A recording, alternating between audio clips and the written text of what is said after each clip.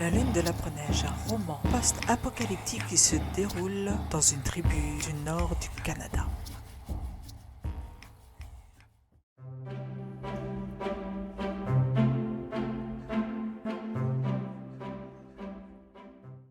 La Lune de l'Après-Neige de Wob Gushing Rice. Imaginez-vous que vous vous réveillez un matin et que votre corps est transi de froid parce que votre chauffage ne fonctionne plus. Imaginez-vous que vous n'ayez plus de réseau téléphonique, plus de courant, plus de télé, plus d'internet. C'est ce qui arrive à Evan Witesky et à sa famille le lendemain de la chasse, et plus largement au village dans lequel il habite. C'est l'automne et Evan vient de tuer un orignal pour avoir de la nourriture lors de la saison froide qui se prépare, car Evan et sa famille vivent au cœur de la réserve indienne Anikinabe et ce n'est pas la première fois que le réseau fait des siennes. La tribu, forte de ses traditions ancestrales et de son amour de la nature, a été déplacée par les autorités à quelques miles de son lieu d'origine. En contrepartie du déplacement, la tribu a l'accès à l'électricité fournie par la centrale hydraulique. Oui, mais voilà, ce jour d'octobre, ce matin-là, au réveil, plus rien ne semble fonctionner. Les membres de la tribu les plus âgés, habitués depuis leur enfance à ne pas avoir accès à la technologie, dans un premier temps ne s'affolent guère. Il faut dire que dans quelques jours, tout devrait rentrer dans l'ordre, pense-t-il, car les pannes sont fréquentes dans la région. En attendant, il y a de la nourriture au commerce du coin, de toute façon, les animaux ont été abattus pour permettre d'avoir quelques réserves. Et puis il y a du bois pour le chauffage, et même un générateur. Pas de panique donc. Le conseil des sages apaise la situation en arguant que tout devrait rentrer rapidement dans l'ordre, que les agents de la ville, situés au sud, à quelques dizaines de miles de là, vont venir établir le courant sous peu et ramener des vivres. Alors les gens patientent. Et les jours s'écoulent, jusqu'à ce que chacun comprenne au bout de la deuxième semaine qu'il se passe quand même quelque chose d'anormal. Mais impossible d'en savoir plus, car la neige s'est invitée à la fête et tombe depuis plusieurs jours en abondance, rendant les chemins impraticables. Les gens se précipitent alors dans le magasin principal et vident les rayons afin de faire des réserves. Il faut dire que si certains, dont Evan et sa famille, ont gardé la pratique de la chasse ancestrale, la plupart des membres de la tribu Anikinabe mangent à l'occidental, c'est-à-dire des conserves et des plats préparés. Contre toute attente, finalement, deux jeunes garçons partis étudier quelques mois auparavant à la grande ville trouvent le moyen de rentrer, et ce qu'ils racontent glace chacun d'effroi. Il n'y a pas que dans le village que l'électricité et les moyens de communication ne fonctionnent plus. Il en est de même dans tout le pays. Et c'est l'anarchie qui a fait place à l'ordre. Oui, c'est dorénavant chacun pour soi. Et c'est aussi à ce moment-là qu'un étranger arrive à la réserve. Il s'appelle Justin Scott, il est grand, il a l'air féroce, et il a suivi les traces des garçons dans la forêt. Il demande asile. Et contre l'avis de plusieurs membres de la communauté dont Evan, le conseil va accepter de l'accueillir. Il sera bientôt suivi par 3 autres personnes. À nouveau, les jours et les semaines s'écoulent.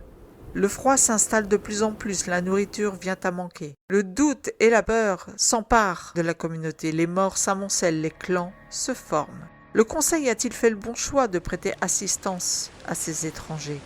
Roman post-apocalyptique, la Lune de l'Après-Neige confronte la rencontre des valeurs ancestrales axées sur l'entraide et des liens étroits avec la nature qui l'entoure à celle du monde moderne. Le lecteur est plongé au cœur d'une société qui a su conserver encore pour un laps de temps son mode de vie, même si celui-ci avec les nouvelles générations tend à disparaître en rentrant en contact avec le monde moderne. Si la première partie de la tribu la plus ancienne a les clés pour s'en sortir, et sait se montrer résiliente, est capable de revenir à des fondamentaux ancestraux, les jeunes vont voir avec l'arrivée de l'occidental la solution au problème. Mais cette ouverture à l'autre ne va-t-elle pas précipiter la fin de la tribu en confrontant le réel au tabou des lois ancestrales et faire tout voler en éclats jusqu'à amener les plus jeunes à faire face aux anciens ? Les habitants de la réserve vont alors comprendre que la plus grande menace ne vient pas du dehors, de la société qui s'est effondrée, mais bien de la communauté elle-même. Wob Gushing Rice, journaliste et écrivain originaire de la réserve indienne de Wasauksing, prend l'exemple d'un monde plongé dans l'anarchie pour démontrer ce qu'il advient quand deux civilisations, dans un moment de perdition, se confrontent. C'est bien sûr ici pour lui un moyen de dénoncer par le biais du personnage de Justin Scott l'ingérence des Blancs dans le monde des autochtones et les chamboulements que ceux-ci amènent sous couvert de civilisation. La perte des valeurs d'origine, de l'identité, de la langue, du monde de vie ancestral, la perte des repères, la prise de pouvoir. Jusqu'où d'ailleurs les jeunes sont-ils prêts à aller ? à se laisser entraîner, à se rogner pour échapper à ce tout nouveau sort. Waubgeshing Rice délivre avec ce livre une réflexion sur les limites du progrès, mais signe surtout un rappel à l'authenticité, aux racines de chacun, à l'amour de la nature, aux valeurs essentielles. C'est un roman d'amour pour les peuples autochtones et plus particulièrement pour le sien. Pour ce livre, Rice s'est inspiré de la panne électrique qui avait paralysé une partie des États-Unis et de l'Ontario en août 2003. Si cette histoire est annoncée comme étant un roman post-apocalyptique, c'est plutôt la confrontation de deux mondes qui est ici montrée. En effet, le lecteur aura très peu d'informations sur ce qui s'est passé dans tout le pays. Tout au plus, a-t-on quelques infos par le biais des étudiants revenus dans la tribu. Le début de cette histoire est axé sur Evan et sa famille, les pratiques de la chasse, les coutumes et la vie de la communauté Anishinaabe. Il y a peu d'action, du moins jusqu'à ce que Justin Scott n'arrive et ne vienne bousculer tout ce petit monde. Les caractères des protagonistes sont bien développés, l'auteur a mis les pleins feux sur la culture de la tribu, sur leur spiritualité, ce qui est très bien.